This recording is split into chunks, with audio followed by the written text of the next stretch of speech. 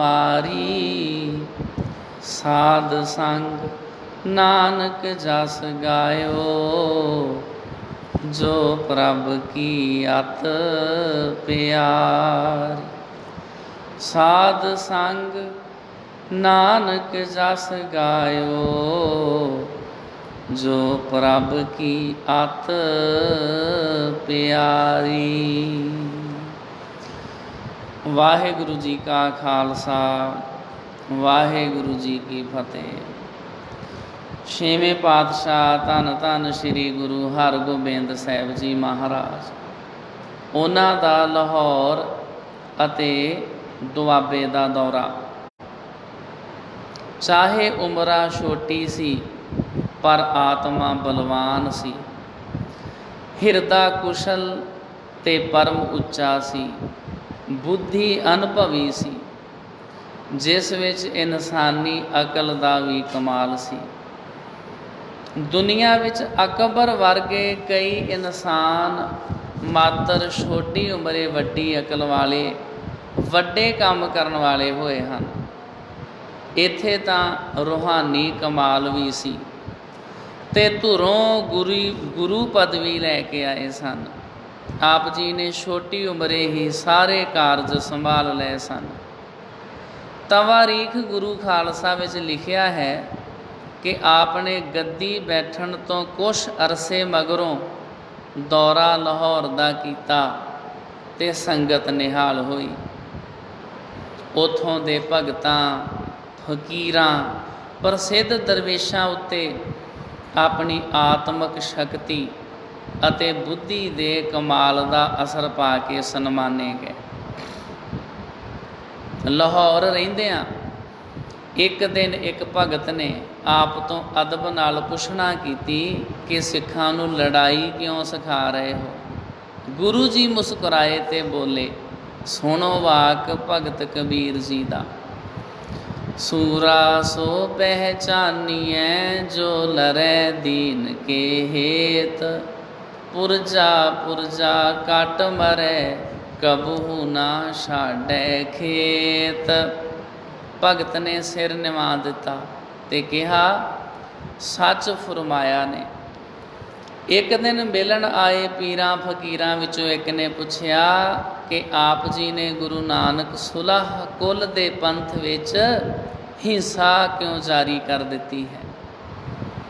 हथियारबंद हो के कौन हिंसा तो बच सकता है।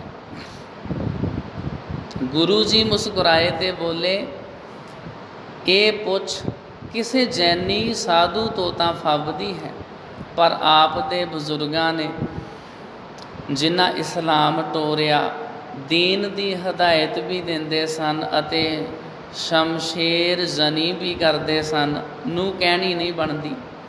ये सुन के पीर जी ने कहा, बहुत खूब, घर पूरा कर दिता ने। एक दिन एक वैष्णव संत आप जी नूं मिले। उन्हां भी इहो प्रश्न किया कि आप अपने सिखां नूं जो चाहे गृहस्थ विच हन, साधु जीवन बसर करते हैं, उन्हां नूं तलवार कास नूं फड़ाई। तां आप बोले, तलवार फड़ाई है कि जालम दी तलवार दे अगे ढाल दा काम देवे, कतल लई नहीं, पर कीकू कतल होईदा है, इन्हां नूं सिखालना है। कर्म करत होवै नेह कर्म, तिस बैसनू का निर्मल धर्म। पिछले सतगुरां वांगू आप जी नूं भी कुछ जोगी आ मिले। इन्हां विचों एक ने पुछया, आप दे पिता जी चाहे अतीत नहीं सन, पर पूरे योगी राज सन, साहिब करामात सन। वो चाहुंदे तां करामात नाल मुगल पातशाही खत्म कर देंदे, पर आपने अकैह ते असह कष्ट सहारे, सी तक ना कीती ते दुष्टां दा नाश ना कीता। गुरु जी ने एक लंबा साह लिया ते फरमाया, प्यारे पिता जी सर्व सधारण नूं जोगी बनाना चाहुंदे सन, जो अभिनिवेश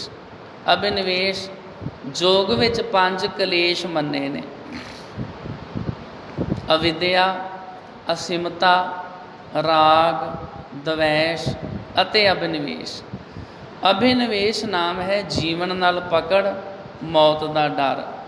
ਗੁਰੂ ਸਾਹਿਬ ਨੇ ਸਮਝਾਇਆ, ਪਿਆਰੇ ਪਿਤਾ ਜੀ ਸਰਬ ਸਧਾਰਨ ਨੂੰ ਜੋਗੀ ਬਣਾਇਆ ਚਾਹੁੰਦੇ ਸਨ।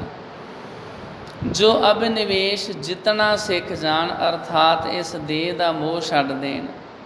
ਅਭਿਨਿਵੇਸ਼ ਜਿੱਤ ਕੇ ਅਲੱਗ ਹੋ ਬਹਿਣਾ ਵਿਰਲੇ ਜੋਗੀ ਦਾ ਕੰਮ ਹੈ। ਉਸ ਦਾ ਸੁੱਖ ਕੇਵਲ ਉਸ ਜੋਗੀ ਨੂੰ ਹੈ। ਸਰਬ ਸਧਾਰਨ ਸਿੱਖ ਲੈਣ ਤਾਂ ਓਪਰਿਆਂ ਦੇ ਦਬੇਲ ਨਾ ਰਹਿਣ। ਗੁਰੂ ਜੀ ਦਾ ਭਾਵ ਇਹ ਸੀ ਕਿ ਆਮ ਲੋਕ ਮੌਤ ਦਾ ਡਰ ਦੂਰ ਕਰ ਦੇਣ, ਸੱਚ ਦੀ ਖਾਤਰ, ਉਪਕਾਰ ਦੀ ਖਾਤਰ, ਸੁਤੰਤਰਤਾ ਦੀ ਖਾਤਰ ਜਿੰਦ ਦੇਣ ਨੂੰ ਤਿਆਰ ਹੋ ਜਾਣ, ਇੱਜ਼ਤ ਨਾਲ ਮਰਨਾ ਪਸੰਦ ਕਰਨ ਅਤੇ ਜ਼ਿੱਲਤ ਨਾਲ ਜਿਉਣਾ ਪਸੰਦ ਨਾ ਕਰਨ, ਆਪਣਾ ਰਾਜ ਆਪ ਕਰਨ। ਗੁਰੂ ਅਰਜਨ ਦੇਵ ਜੀ ਦੀ ਸ਼ਹਾਦਤ ਨੇ ਇਹ ਕਰਾਮਾਤ ਕੀਤੀ ਕਿ ਸਿੱਖਾਂ ਵਿੱਚ ਆਪਾ ਵਾਰਨ ਦਾ ਮਾਦਾ ਪੈਦਾ ਹੋ ਗਿਆ। ਇਸੇ ਤਰ੍ਹਾਂ ਇੱਕ ਪੰਡਤ ਨੇ ਇੱਕ ਦਿਨ ਪੁੱਛਿਆ, ਮੈਂ ਆਪ ਦਾ ਸਿੱਖ ਹਾਂ, ਮੈਂ ਰਾਮ ਜੀ ਨੂੰ ਤ੍ਰੇਤਾ ਦਾ, ਕ੍ਰਿਸ਼ਨ ਜੀ ਨੂੰ ਦੁਆਪਰ ਦਾ ਅਤੇ ਸ੍ਰੀ ਗੁਰੂ ਨਾਨਕ ਦੇਵ ਜੀ ਨੂੰ ਕਲਯੁਗ ਦਾ ਅਵਤਾਰ ਮੰਨਦਾ ਹਾਂ। ਸਗੋਂ ਗੁਰੂ ਜੀ ਨੂੰ ਆਪਣਾ ਨਿੱਜ ਇਸ਼ਟ ਦੇਵ ਅਤੇ ਅਵਤਾਰ ਸ਼੍ਰੋਮਣ ਮੰਨਦਾ ਹਾਂ। ਉਹ ਗੁਰੂ ਅਵਤਾਰ ਹਨ, ਆਪ ਨੂੰ ਉਹਨਾਂ ਦਾ ਰੂਪ ਉਹ ਸਮਝਦਾ ਹਾਂ। ਕਿਰਪਾ ਕਰਕੇ ਦੱਸੋ, ਇਹ ਤਮੋ ਗੁਣੀ ਜੰਗ ਲੜਾਈ ਦੇ ਸਮਾਨ ਕਿਉਂ ਦੁਆਲੇ ਲੈ ਆਂਦੇ ਜੀ? ਆਪ ਨੇ ਪੰਡਤ ਵੱਲ ਤੱਕਿਆ ਤੇ ਬੋਲੇ, ਰਾਮ ਜੀ ਨੇ ਰਾਵਣ ਨਾਲ ਯੁੱਧ ਰਚਾ ਕੇ ਉਸ ਦੇ ਹਜ਼ਾਰਾਂ ਯੋਧੇ, ਪੁੱਤਰ, ਪੋਤੇ ਮੁਕਾਏ ਅਤੇ ਆਪਣੀ ਸੈਨਾ ਦੇ ਹਜ਼ਾਰਾਂ ਮਰਵਾਏ। ਇੱਕ ਇਸਤਰੀ ਛੁਡਾ ਕੇ ਲਿਆਏ। ਕ੍ਰਿਸ਼ਨ ਜੀ ਨੇ ਲੜਨੋਂ ਉਦਾਸ ਪਾਂਡਵਾਂ ਤੋਂ ਯੁੱਧ ਰਚਵਾ ਦਿੱਤਾ ਤੇ 18 ਖੂਨੀ ਸੈਨਾ ਚੱਲ ਬਸੀ। ਪੰਡਿਤ ਜੀ ਕਿਹਾ, ਉਹਨਾਂ ਨੇ ਤਮੋ ਗੁਣੀ ਕੰਮ ਕੀਤਾ? ਪੰਡਿਤ ਸਮਝ ਗਿਆ ਤੇ ਚਰਨਾਂ ਉੱਤੇ ਸਿਰ ਧਰ ਦਿੱਤਾ। ਸੱਚ ਹੈ, ਕਲਯੁਗ ਦੇ ਰੱਖਿਅਕ ਤੇ ਤਾਰਨਹਾਰ ਜੀ। ਗੁਰੂ ਜੀ ਨੇ ਕਿਹਾ, ਹੀਣੀ ਹੋ ਗਈ ਪਰਜਾ।